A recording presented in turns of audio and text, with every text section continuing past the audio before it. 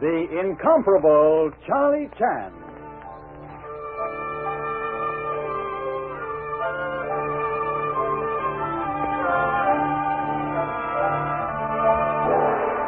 We proudly present the incomparable Charlie Chan in a new and exciting series.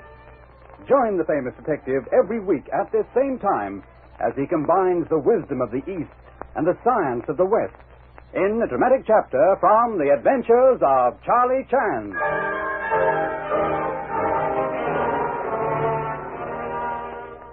Charlie Chan humbly bids you good evening and extends warm welcome. It is written, do not judge man by smile, do not judge sea by calm. In both cases, deadly shark may lurk just underneath surface. Tonight, we meet two different kinds of sharks who come out of sea. Listen, please. Thank you.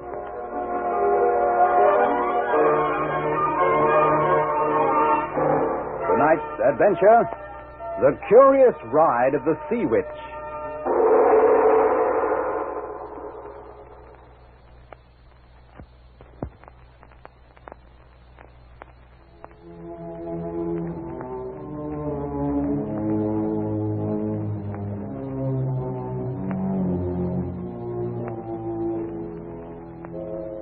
The grim prison walls loom forbiddingly through the fog, settling down on Honolulu.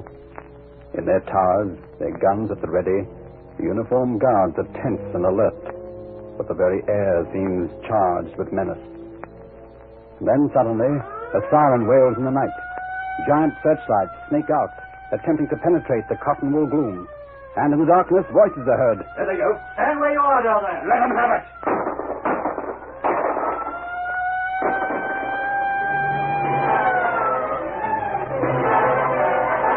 A daring prison break, carefully and painstakingly planned. After the convicts were herded back into their cells and a checkup was made, two men were missing. Big Lou Gleason and Porky Bates, each serving a life sentence for murder.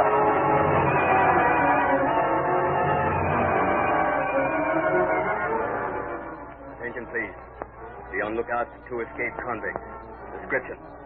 First man, Big Lou Gleason. White. 40 years old. Height, 6 feet, 2.5 inches. Weight, 238 pounds. Florid complexion. Sandy hair. Gray eyes. Has scar from old knife wound on back of right hand. Second man, Porky Bates. White, 37 years old. Height, 5 feet, 7 inches. Weight, 182 pounds. Shallow complexion. Dark hair. Brown eyes. Broken nose. They escaped by boat. Both men are armed. Be on lookout for these men, but exercise great caution. Both are dangerous.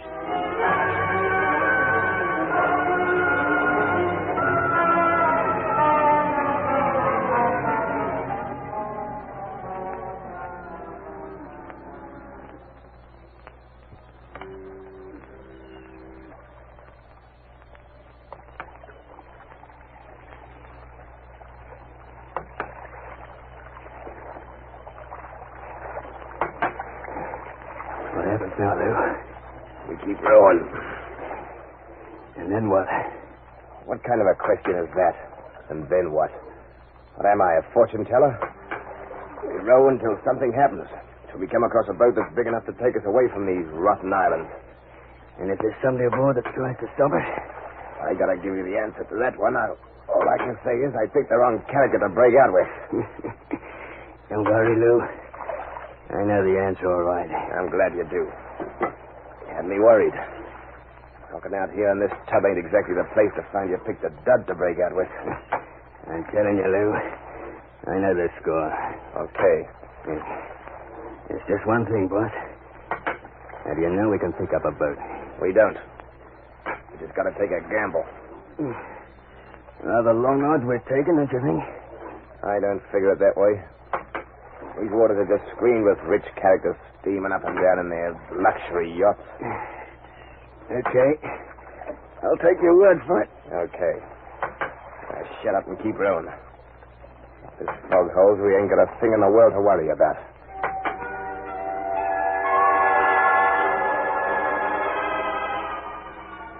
Fog is practically unknown in the Hawaiian Islands, but unaccountably one has swept in from the sea, shrouding the coastline so heavily that all navigation is at a standstill. And the great white yacht Sea Witch is forced to drop anchor in a convenient cove.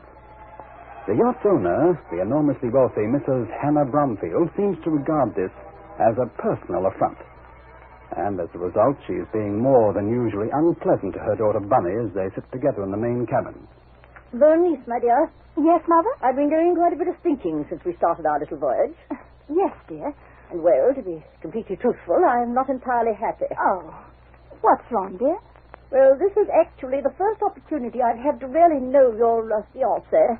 And frankly, Bernice, I do not find myself greatly impressed. You mean you don't like Bart? I mean exactly that. But I thought that... Oh, I grant you that he's pleasant enough and good-looking in a weak sort of way. Intelligent, too, I suppose. But as a husband for you, for the daughter of Hannah Bromfield, no, very definitely not. And what's so very special about me? Are you failing to take into consideration the fact that someday you will control a very large fortune? But suppose I told you that I'd rather have Bart now than a fortune then? Are you telling me that, Bernice? Are you defying your mother? No, Mother. Good.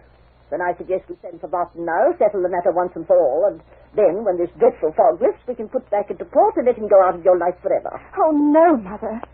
Not that way. And why not, pray? Oh, I'll do what you want me to. I always have done what you wanted me to, haven't I? But let me tell Bart that it's all over. Maybe that way he won't be so badly hurt. You'll do it at once. Yes, Mother. Yes. I'll go and find him now.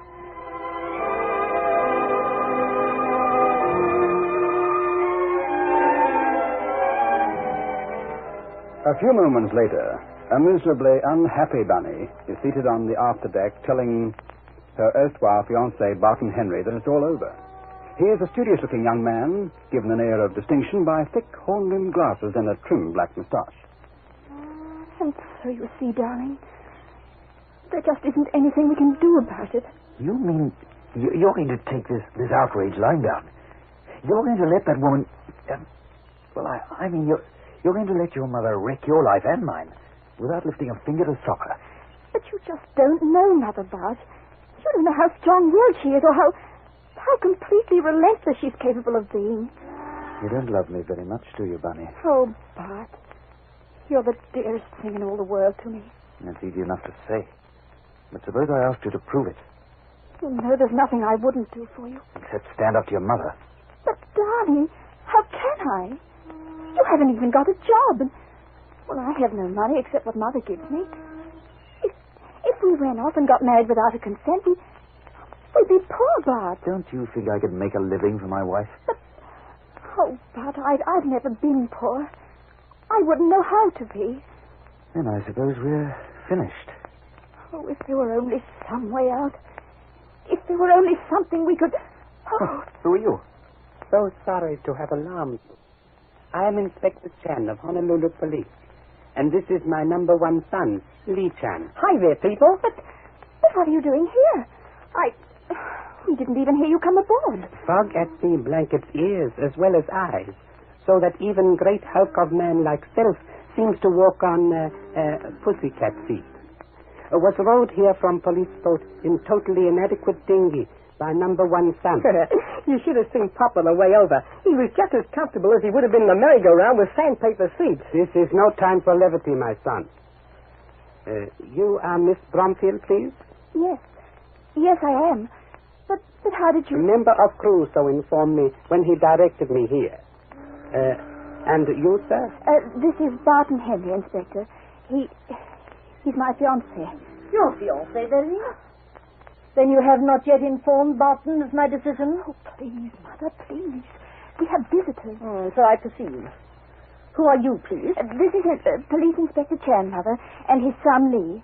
Inspector, this is my mother, Mrs. Hannah Bromfield. Hiya, Mrs. Bromfield. Quite a skip you got here. Quietly, Chan. This is indeed great privilege, Mrs. Bromfield. And to what are we indebted for the honor of this visit, Inspector? I'm in pursuit of escaped convicts, Mrs. Bromfield. Oh. Did you expect to find your escaped convicts here aboard the Sea Witch? This is merely a routine checkup, Mrs. Bromfield. We police have to do it all the time. Police boat forced to anchor because of impenetrable fog. Yes, we were Then too. observed your lights and was rowed over in small boats which tossed like nervous corks to inquire if you had seen anything of two men in small boats. Of course we haven't. So I was informed by members of your crew. However, have advised crew to keep sharp lookout, Mrs. Bromfield, and wish to suggest that you yourself do likewise. These men, extremely dangerous. I'll say they are. They're only Big Lou Gleason and Porky Bates, that's all. Two of the toughest characters that ever broke out of jail. Gleason and Bates. Aren't they the pair that the papers call the Hammer Killers? Yes, only now they got guns. Doesn't that make everything just ducky? And now, having performed duty, must return to police boat and prepare to resume chase when fog lifts. Before taking departure, should like to warn all of you again. Please, be extremely careful.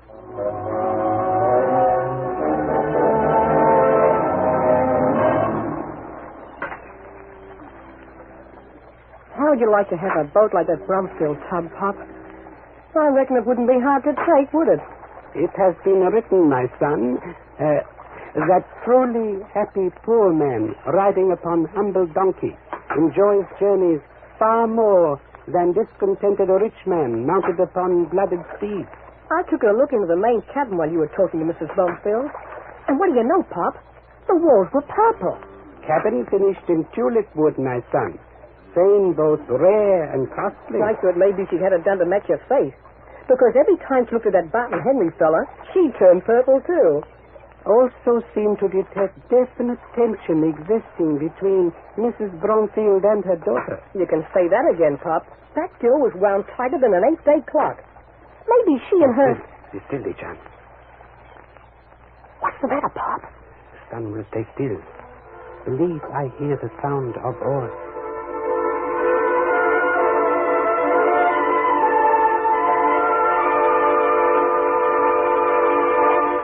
Our story will continue in just a few moments.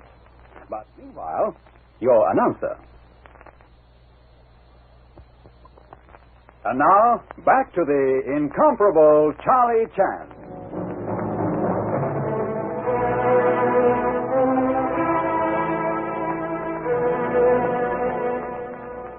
Rowing back to a police launch, after warning occupants of a luxury yacht, the Sea Witch, about two escaped convicts, Charlie Chan hears the steady swish of oars cutting through the fog-enshrouded waters. Some little distance from Chan's zinc. Hey, Lou. Uh-huh. I'm feeling kind of worn out. Ah. So maybe you'd like to take it a little easy, huh? Oh, I sure would. My arms feel like they... What do I care what your arms feel like? Don't you know that if we don't grab a boat for a getaway before this fog lifts, they'll have us back behind bars in no time. And if airplanes hunting us... Hey, Lou. Look, there's a boat right up ahead. A big one. Stop rowing. I'll drift along quietly. All right, Lou. Yeah. I see her. Yeah, boy, she's a big one, all right. We could certainly go places in a tub like that. Get your gun ready, Porky. Because that's just what we're gonna do. We're gonna go places.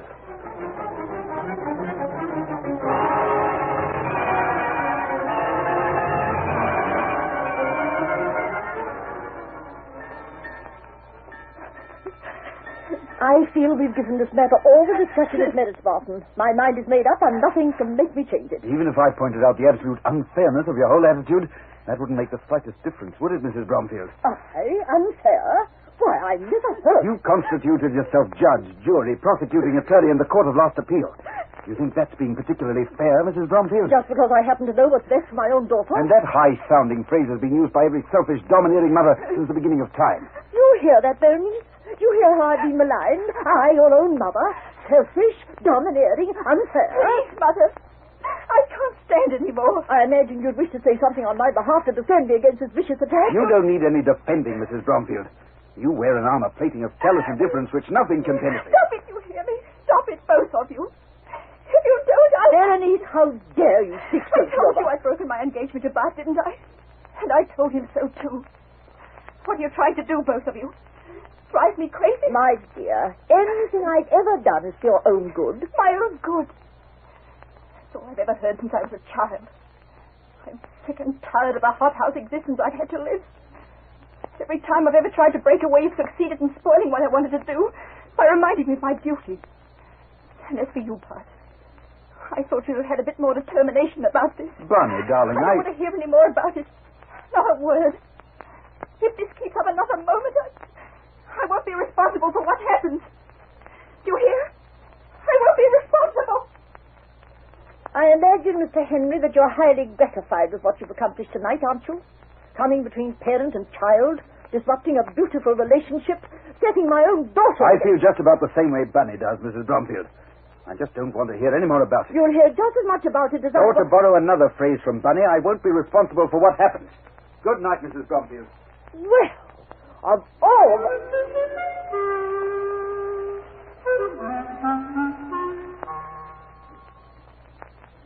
Left alone in the main cabin, Hannah Bromfield stares balefully after Barton Henry as he makes his way forward to his quarters.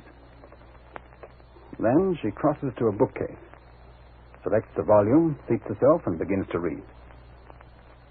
She's nervous, distraught. She keeps glancing about apprehensively, starting at every sound. She lights a cigarette.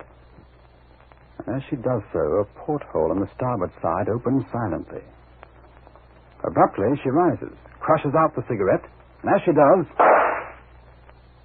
Hannah Bromfield crumples to the floor, where she lies sprawled grotesquely on the rich carpet. Stop those men! Don't let them get away! Bob, what is it? It's your mother, darling. It's you. She's dead, Bunny. No, don't touch her, darling. Just leave everything as it is. I'll row over to the police launch and get Inspector Chan. Will not be necessary to do so, Mr. Barton Henry. I'm already present and have with me unscrupulous evildoers captured with most welcome assistance of stalwart crew members. But what has... Mother's dead, Inspector Chan. My mother is dead. Gosh, I'm sorry. Please accept sincere condolence of this humble person, Miss Bromfield. Deeply grieved that fog caused us to come too late to prevent Mr. Lou Gleason and Mr. Porky Bates from adding another murder to their unsavory record. Hey, wait a minute. We had nothing to do with it. Oh, yes, you did. How do you know that, please, Mr. Henry? Because I saw them. Looks like that throws it up then, Pop. Would appear Mr. Lou Gleason and Mr. Porky Bates have rashly exchanged life imprisonment for death sentence. You heard what Porky said, Chan. We didn't kill her. You are in same unfortunate position, I think, as Leopard in old Chinese story, who spent many weary days attempting to convince his listeners he had no spots. I don't say we wouldn't have, Chan. We'd have shot anyone who got in our way. But I'm telling you again, we didn't do it. And I'm telling you again, Inspector, that they did. I saw it with my own eyes. Well, this doesn't seem to be getting us anywhere. Pop, what I'd like to suggest Quiet, is that please. Wish to examine body of deceased Mrs. Bromfield. Wow. She was shot through the throat, eh, Pop? Bullet entered front of throat and emerged from back of neck. Death probably instantaneous. Now, Mr. Henry, kindly tell a story of tragedy exactly as it occurred. Mrs. Bromfield and Bunny and I have been talking, Inspector. You mean we've been quarreling, Bart? Quarrel had begun earlier this evening, I think, just prior to my first visit to Seawitch. That's right, Inspector Chan. Cause of quarrel, please. Bunny and I had announced our engagement 2 weeks ago. Today, for some reason, Mrs. Bromfield decided that she didn't want me for a son-in-law, and that was that. I tried to make Mother change her mind, Inspector. But she was adamant. And so, well, I accepted it, Inspector Chan. There just wasn't anything else I could do. It has been said that when jig is up, there is no need to tie feet with additional dancing. Continue, please. After you left, it started all over again. I did my darndest, but I might as well have been talking to a stone wall. And then I got a little hysterical. I told them both to stop before I went crazy. And then I went forward to my cabin. Leaving Mrs. Bromfield and Mr. Barton Henry still arguing? Only for a moment, Inspector. I said a couple of pretty rotten things after that. And then I went to my cabin. But you did not remain there? No, Inspector. After I cooled off a bit, I felt a little ashamed. After all, Mrs. Bromfield was the mother of the girl I love. So I came back here to apologize. At which time killing took place? Mrs. Bromfield had been reading and smoking. She got up, put out the cigarette, and just then that porthole opened. I started to yell, but before I could make a sound, there was a shot, and she fell dead. Then I did yell, and, well, the rest you know. All but one most important point, Mr. Henry. Have two prisoners here, but have no way of determining which one fired shots. I can tell you that, too. It was Gleason. Why, you rat. You rotten rat. If I didn't have these cuffs on... You're absolutely certain about identifying Gleason, Mr. Henry? You'd better be sure. It's got a stick in a court of law. I can make it stick, all right. I saw the scar on his hand as he held the gun.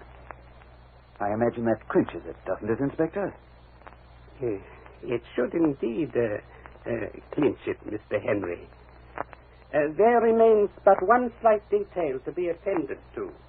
Looking at the tulip wood paneling, eh, Pop? Examining same with utmost interest, Lee Chan. And having done so, am now prepared to depart with prisoners. I'll be glad to see them go. Do not think you will be so glad, Mr. Barton Henry, because when they go, you go too. You mean Bart has to appear against these men at once? No, Miss Bromfield. I'm arresting Mr. Barton Henry for murder of Mrs. Hannah Bromfield. Oh, no, you're not. Watch him. This is for you, Henry. Nice work, Gleason. We've got him, Pop. Excellent. Sergeant Andrews. Yes, Inspector. Remove prisoners, please. We'll join you shortly. All right, you fellows. Come on. All right, we're coming. I'm glad I got that rat before. Won't you tell me what all this is about, Inspector? It's just as though I were walking through some sort of a bad dream. Would like to spare you unhappy details, Miss Bromfield. I'm all right now. And I want to hear. How did you know that Bart was the one who... that Bart was the guilty one? First suspected it when he spoke of seeing scar on back of Mr. Lou Gleason's hand as he held gun. Remembered, it was brought out at murder trial that Mr. Gleason left-handed. Therefore, it would have been impossible for Mr. Barton Henry, from where he stood, to see back of Mr. Gleason's left hand. Well, if that doesn't top everything. Also, forgive me, please, bullet which killed Mrs. Bromfield pierced through throat. If it had been fired from porthole on that side, it would have embedded itself in woodwork on opposite side. But it wasn't there.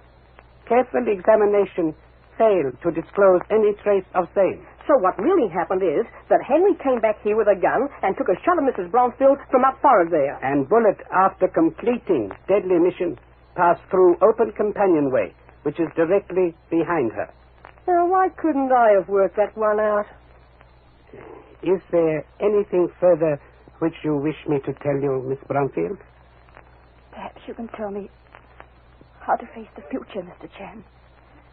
I've lost my mother, the man I loved, both in one night. And now... While grief is new and fresh, any words of this inferior person of small avail. And yet it has been written that from our sorrows it is possible to build stairway upon which each brighter tomorrow may ascend. Come, Lee Chan, this case is ended.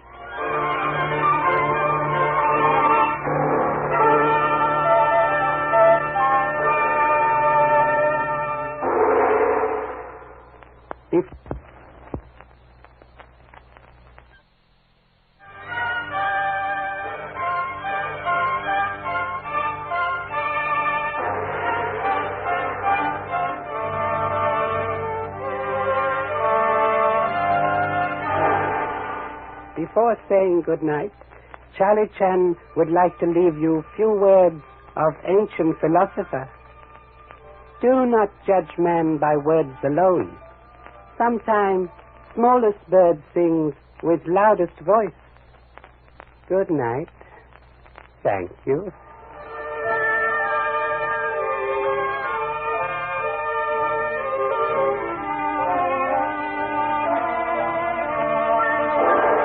Be sure to join us next week at this same time for The Adventures of Charlie Chan, based on the character created by Earl de Biggers. This is a Grace Gibson radio production, produced by Red Johnson. VintageRadioshows.com